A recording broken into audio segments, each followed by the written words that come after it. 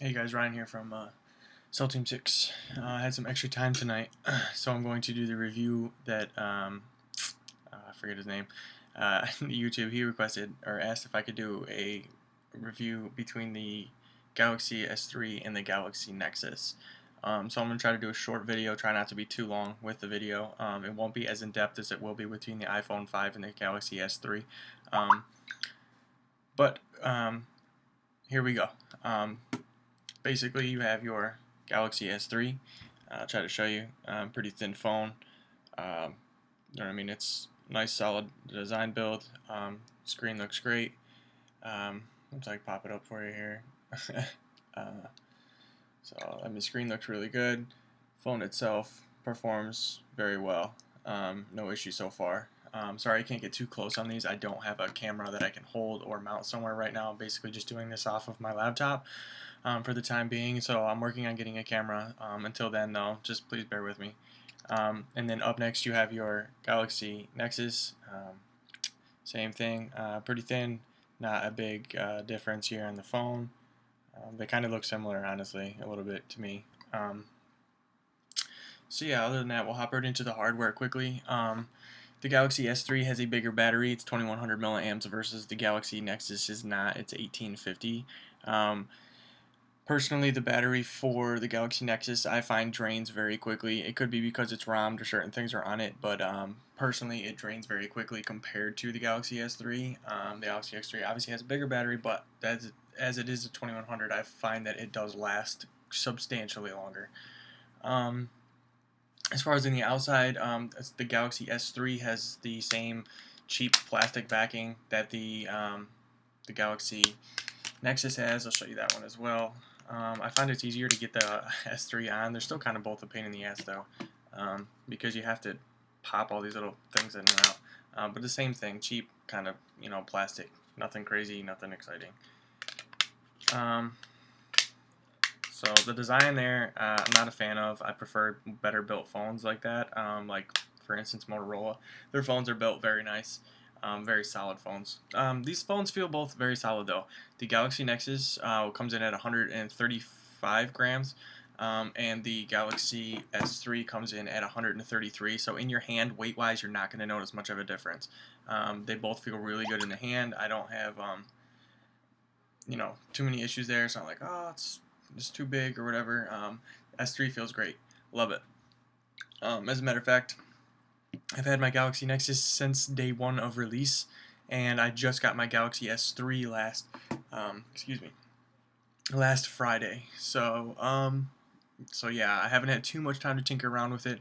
But on the outside specs of it, the phones both feel great. So now we'll kind of dive into a little bit more in detail, software-wise.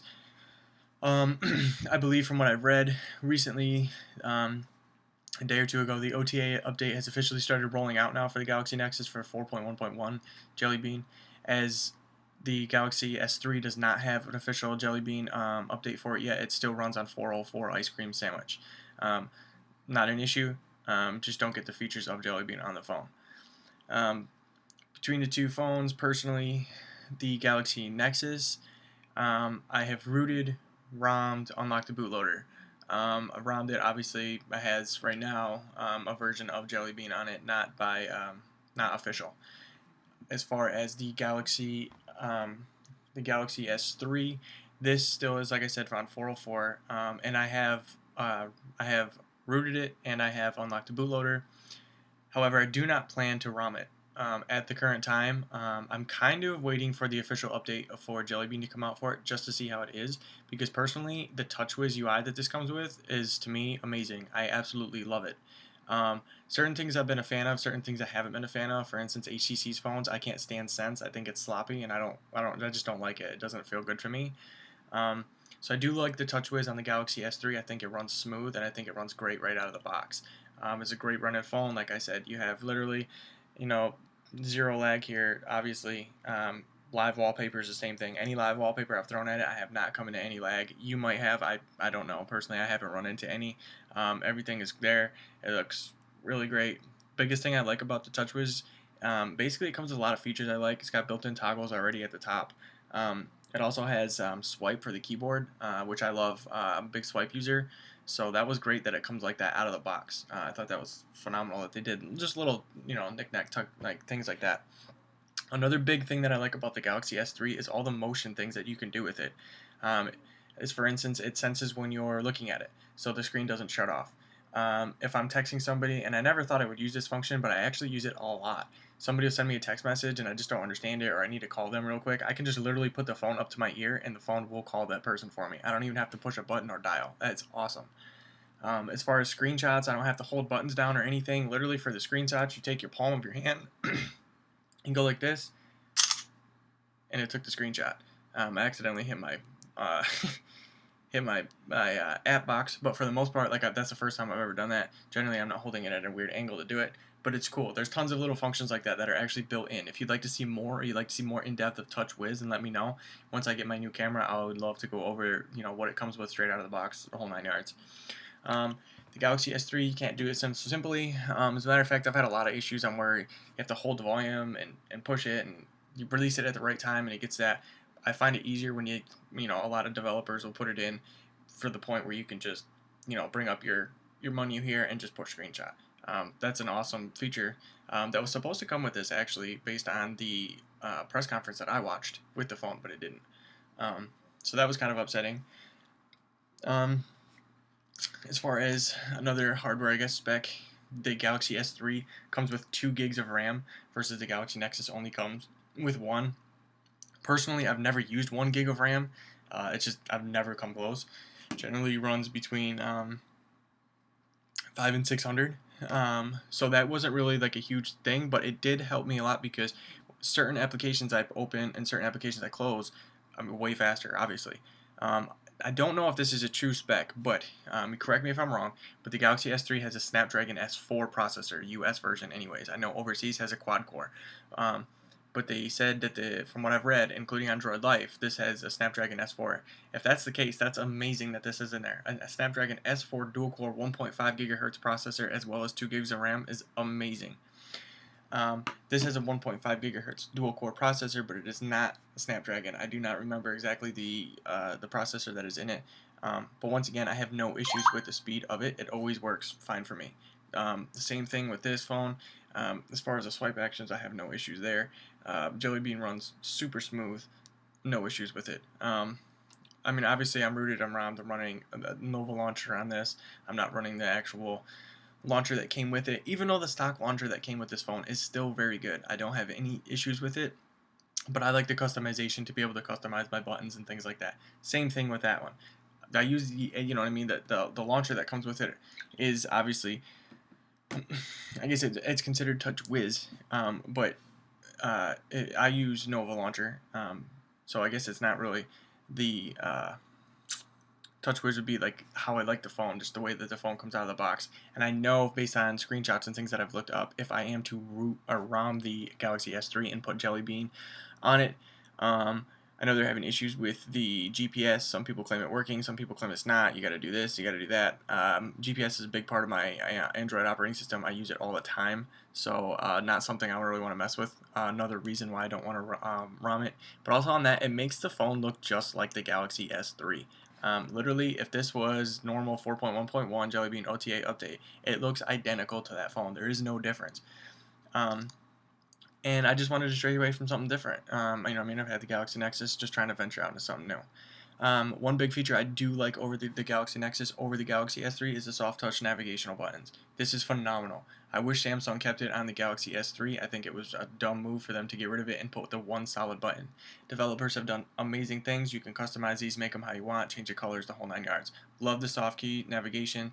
I hope all their phones from the future have it. Like I said, on the Galaxy S3, they don't have that. When you have it, you have your 2 light up buttons here, here, and then you also have your back and your like history, or that's actually your back and your history, and then you have your solid button. So like I said, with the solid button, you have your swipe away, all that kind of jazz. And then you also have a built-in task manager. The built-in task manager is actually really nice. It tells you how much RAM you have. You can clear it out. It actually separates your things for you. For downloaded applications, you can uninstall them right from there. It's actually a pretty neat feature that comes built into it. Your storage, it's just a nice feature. It's nothing crazy, but it is a nice feature and a nice update. Little things like that is what I'm talking about, and which I like the actual, the system itself, because I don't have to put the extra things on it to tweak. I know that they did get the Galaxy Note gallery working on here and the camera. I would love to port that over. I think it looks phenomenal the way that they did the camera, or the Galaxy, or the gallery I should say. Looks really cool. There's all kinds of 3D effects and things like that on it. So that's really a nutshell breakdown. Another slight difference, it's personal preference, but the headphone jack on the Galaxy S3 is at the top versus on the Nexus it's at the bottom. For some people this is an issue, for other people like me it's not. I really don't care which way it is. If it's in this way, then I'll put it in my pocket that way. If it's on the bottom, then I'll put my phone in upside down. It makes no difference to me. This has Gorilla Glass 2. This does not. The Galaxy Nexus does not. And then as far as speaker system wise, the speaker on the Galaxy Nexus is horrible. It's terrible. Even if you use Volume Plus, it's going to make the sound so distorted because the speaker's just not able to handle it. The Galaxy S3, I did a comparison test yesterday with my friend's Droid Razr, and the Galaxy S3 is pretty much equivalent, if not better, than the Droid Razr's sound. I think it sounds great. I have no issues with it. It doesn't crackle, pop, or anything like that. As far as radios, I'm not sure if I went over this yet or not, but the radio in the Galaxy S3 is way better. The radio in the Galaxy Nexus is a hit or miss. In my house, when this is activated, I have 0 bars of service. 3G. When this is activated in my house, as it is now, I have 2 to 3 bars of 3G service. I unfortunately don't live in a 4G area down the street. I live in a 4G area 10 minutes down the road, but not here. So I use a lot of Wi-Fi, so it never really made much of a difference to me. But I did have a lot of dropped data on this. I'd be on the web, and all of a sudden my mobile data would just stop working all the time. A few of my friends, like one of my friends right now, as a matter of fact, our hardware developer Luigi has a Galaxy Nexus, and he's on his 3rd or 4th Galaxy Nexus because of data drops. And Verizon, of course, won't switch out the phone, blah, blah, blah. With this, I haven't had any issues. I've only had it since Friday, so I can't really hit too hard on that right now, but from what I've noticed, it's substantially better. Even as far as speed tests, I did 4G speed tests yesterday with my friend's Droid Razr and the Galaxy Nexus as well, and every time the Galaxy S3 beat both phones on speed tests, 4G wise. Other than that, the phone works really well. The color looks awesome. Like I said, they're both 1280 by 720p. Displays. The Galaxy Nexus, I believe, actually is a 312 ppi versus the Galaxy Nexus, or the Galaxy S3 is a 306 ppi, which I don't understand because I think that the screen on the Galaxy S3 looks way better than the Galaxy Nexus. Not way better, but it does look better. I think the colors are more vivid, but I could be wrong. It's hard to tell at that size. Again, this is a 4.65 inch screen display. The Galaxy Nexus, or the Galaxy S3, I'm sorry, is a 4.8 inch display.